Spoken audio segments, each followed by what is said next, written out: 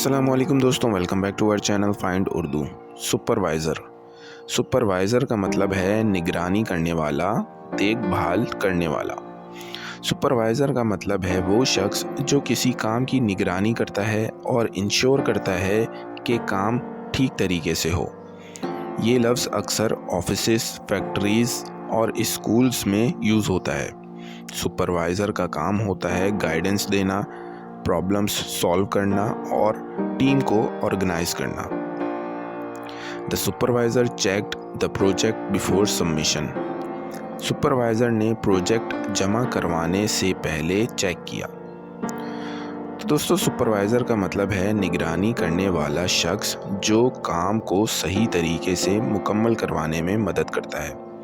उम्मीद है अब आपको सुपरवाइज़र का मतलब समझ में आ गया होगा। मिलते हैं नेक्स्ट वीडियो में। शुक्रिया।